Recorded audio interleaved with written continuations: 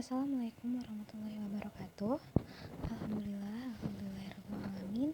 Wassalatu wassalamu ala asyrafil anbiya wal mursalin wa ala alihi wa ashabihi rasulillah ya jami'in. Puji syukur marilah kita ucapkan atas kehadirat Allah subhanahu wa ta'ala yang telah melimpahkan rahmat dan karunia-Nya kepada kita semua sehingga kita dapat berkumpul di kelas yang kita cintai ini. Salawat dan salam tidak lupa pula kita hadiahkan kepada Nabi besar kita yang namanya Nabi Muhammad Sallallahu Alaihi Wasallam dengan hantaran kata Allahumma sholli ala Muhammad wa ala ali Muhammad. Sebelum kita memulai pembelajaran kita pada hari ini, alangkah baiknya kita berdoa kepada ketua kelas harap dipimpin doanya ya. Amin ya rabbal alamin. Nah, sebelum kita memulai pembelajaran, ibu akan memeriksa kehadiran anak-anak ibu terlebih dahulu. Fauzi Sastra Effendi, Muknia Tiara Utami, Fuan Saada, Fikri Armedia Tama, Misyarah Madiswita, Muhammad Rehan, Nur Afni Lubis. Alhamdulillah sekarang hadir semua ya. Nah, sebelum itu ibu akan bertanya tentang materi kita pada sebelumnya. Ada yang masih ingat kita membahas tentang materi apa pada minggu lalu? Nah, benar sekali, pada minggu lalu kita membahas materi tentang toleransi. Ada yang tahu apa itu toleransi? Nah, benar sekali ya Misha. Nah, di sini anak-anak ibu ada yang tahu kita akan mempelajari materi apa pada hari ini? Nah, benar sekali Fuan, kita akan mempelajari tentang beriman kepada qada dan qadar. Nah, kompetensi dasar yang akan kita capai, yang pertama meyakini adanya qada dan qadar Allah Subhanahu wa taala. Yang kedua, bersikap optimis, berikhtiar dan bertawakal sebagai implementasi beriman kepada qada dan qadar Allah Subhanahu wa taala. Yang keempat, menganalisis dan mengevaluasi makna iman kepada qada dan qadar. Yang keempat, menyajikan kaitan antara beriman kepada qada dan qadar Allah Subhanahu wa taala dengan sikap optimis, berikhtiar dan bertawakal. Nah, tujuan pembelajaran kita, yang pertama meyakini adanya qada dan qadar Allah Subhanahu wa taala. Yang kedua, bersikap optimis, berikhtiar dan bertawakal sebagai implementasi beriman kepada qada dan qadar Allah Subhanahu wa taala. Yang ketiga, menjelaskan makna beriman kepada qada dan qadar. Yang keempat, mengidentifikasi tanda-tanda qada dan qadar. Yang kelima, mengidentifikasi dalil-dalil yang berkaitan dengan qada dan qadar. Yang keenam, menjelaskan dalil-dalil yang berkaitan dengan qada dan qadar. Yang ketujuh, mengidentifikasi hikmah dan manfaat beriman kepada qada dan qadar. Yang kedelapan, menjelaskan hikmah dan manfaat beriman kepada qada dan qadar. Yang kesembilan, menganalisis makna beriman qada dan qadar. Yang kesepuluh, menganalisis tanda-tanda qada dan qadar. Yang kesebelas, mengaitkan antara beriman kepada qada dan qadar Allah Subhanahu wa taala dengan sikap optimis, berikhtiar dan bertawakal.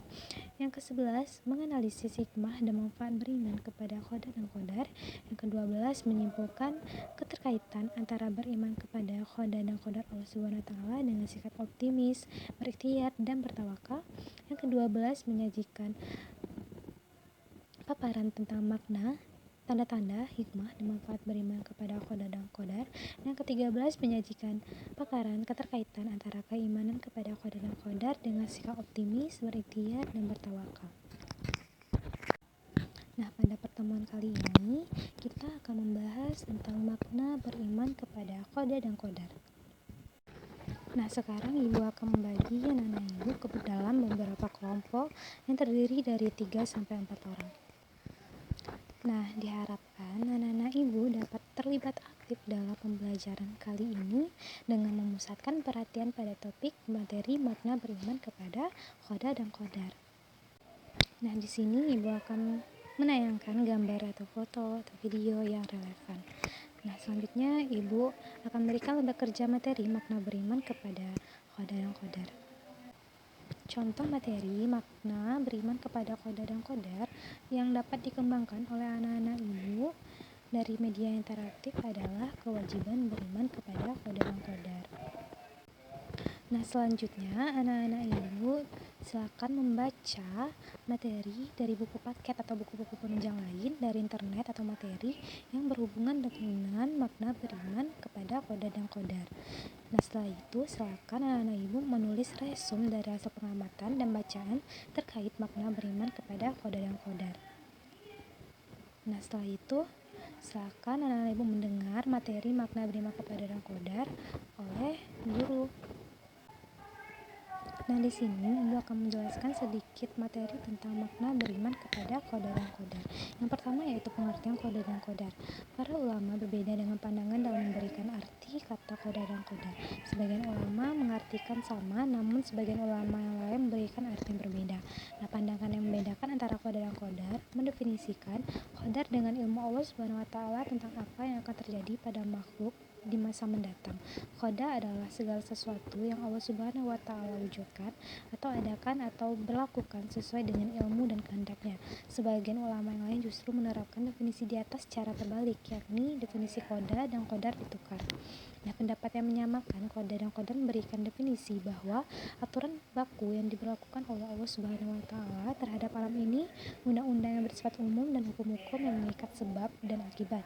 Pengertian itu diilhami oleh beberapa ayat Al-Qur'an seperti firman Allah Subhanahu wa taala dalam surat Al-Ra'd ayat 8 yang artinya Allah Subhanahu wa taala mengetahui apa yang dikandung oleh setiap perempuan dan kandungan rahim yang kurang sempurna dan yang bertambah, dan segala sesuatu pada sisinya ada ukurannya.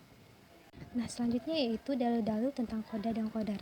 Allah Subhanahu wa taala menjelaskan tentang qada dan qadar melalui firman-firman-Nya dan juga dalam beberapa hadis Rasulullah SAW di antaranya menyatakan hal-hal berikut.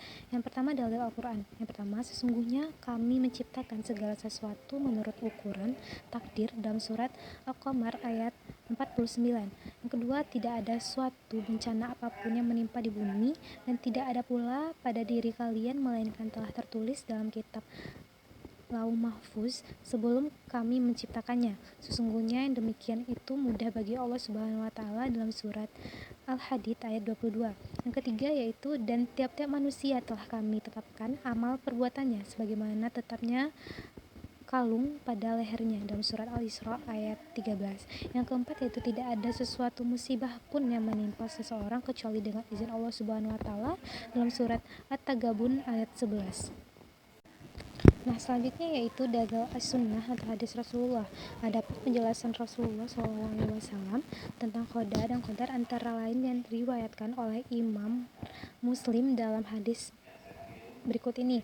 Yang pertama, sesungguhnya penciptaan salah seorang dari kalian dikumpulkan dalam perut ibunya selama 40 hari dalam bentuk nutfah atau sperma, kemudian berubah menjadi alaqah atau segumpal darah selama 40 hari, kemudian berubah menjadi mudghah atau sepotong daging selama 40 hari, kemudian malaikat dikirim kepadanya, kemudian malaikat meniupkan ruh padanya dan malaikat tersebut diperintahkan 4 hal, yaitu menuliskan rezekinya, menuliskan ajalnya, menuliskan perbuatannya, dan menuliskan apakah ia celaka atau bahagia.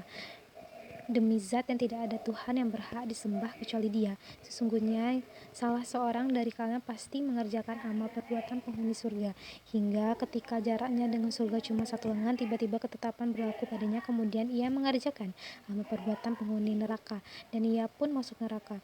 Sesungguhnya salah seorang dari kalian pasti mengerjakan amal perbuatan penghuni neraka, hingga ketika jaraknya dengan neraka cuma 1 lengan, tiba-tiba ketetapan berlaku padanya, kemudian ia mengerjakan amal perbuatan penghuni surga, dan ia masuk surga dalam HR Muslim.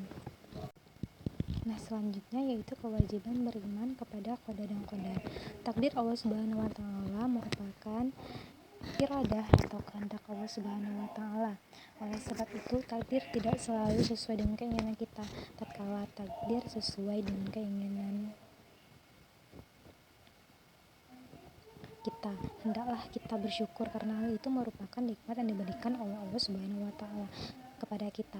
Ketika takdir yang kita alami tidak menyenangkan atau merupakan musibah, maka hendaklah kita terima dengan sabar dan ikhlas. Kita harus yakin bahwa di balik musibah itu ada hikmah yang terkadang kita belum mengetahuinya. Allah Subhanahu wa taala mengetahui atas apa yang diperbuatnya. Nah, selanjutnya yaitu macam-macam takdir.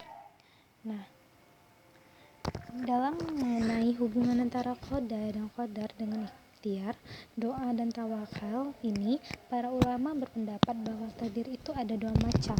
Yang pertama yaitu takdir mu'allaq. Takdir mu'allaq adalah takdir yang erat kaitannya dengan ikhtiar manusia. Misalnya, seorang siswa bercita-cita ingin menjadi insinyur pertanian. Untuk mencapai cita-citanya itu, ia belajar dengan tekun. Akhirnya, apa yang ia cita-citakan menjadi kenyataan. Ia menjadi insinyur pertanian. Yang kedua yaitu takdir mubram. Takdir mubram adalah takdir yang terjadi pada diri manusia dan tidak dapat diusahakan atau tidak dapat ditawar-tawar lagi oleh manusia. Misalnya ada orang yang dilahirkan dengan mata sipit atau dilahirkan dengan kulit hitam sedangkan ibu dan bapaknya kulit putih dan sebagainya. Nah, sekian penjelasan dari Ibu. Nah, sekarang Ibu memberikan kesempatan kepada anak-anak Ibu untuk mengidentifikasi sebanyak mungkin pertanyaan yang berkaitan dengan gambar yang disajikan dan akan menjawab melalui kegiatan belajar. Nah, setelah itu anak-anak Ibu mengumpulkan informasi yang relevan untuk menjawab pertanyaan yang telah diidentifikasi melalui kegiatan mengamati objek atau kejadian. Nah, selanjutnya anak-anak Ibu membaca sumber lain selain buku teks. Nah, selanjutnya anak-anak Ibu silakan menyusun daftar pertanyaan atas hal-hal yang belum dapat dipahami dari kegiatan mengamati dan membaca yang akan diajukan kepada Ibu berkaitan dengan materi makna beriman kepada qadar dan qadar. Nah, sebelumnya Ibu sudah membagi anak-anak Ibu menjadi beberapa kelompok. Nah, sekarang anak-anak Ibu silakan mendiskusikan tentang contoh dalam buku paket mengenai materi makna beriman kepada qada dan qadar. Nah, selanjutnya yaitu mencatat semua informasi tentang materi makna beriman qada dan qadar yang telah diperoleh pada buku catatan dengan tulisan yang rapi dan menggunakan bahasa Indonesia yang baik dan benar. Nah, selanjutnya yaitu diharapkan anak-anak Ibu dapat mengkomunikasikan secara lisan atau mempresentasikan materi dengan rasa percaya diri tentang makna beriman kepada qada dan qadar sesuai dengan pemahamannya. Nah, selanjutnya yaitu kita saling tukar informasi tentang materi makna beriman kepada qada dan qadar. Nah, selanjutnya anak-anak Ibu dan kelompoknya berdiskusi mengolah data hasil pengamatan dengan cara berdiskusi tentang materi makna beriman kepada qada dan qadar, mengolah informasi dari materi makna beriman kepada qada dan qadar, dan mengerjakan beberapa soal mengenai materi makna beriman kepada qada dan qadar. Nah, selanjutnya yaitu anak-anak Ibu mendiskusikan hasil pengamatannya dan memverifikasi hasil pengamatannya dengan data-data atau teori pada buku sumber melalui kegiatan menambah keluasan dan kedalaman sampai kepada pengolahan informasi yang bersifat mencari solusi dari berbagai sumber yang memiliki pendapat yang berbeda. Nah, selanjutnya anak-anak Ibu silakan berdiskusi untuk menyimpulkan materi tentang beriman kepada qada dan qadar.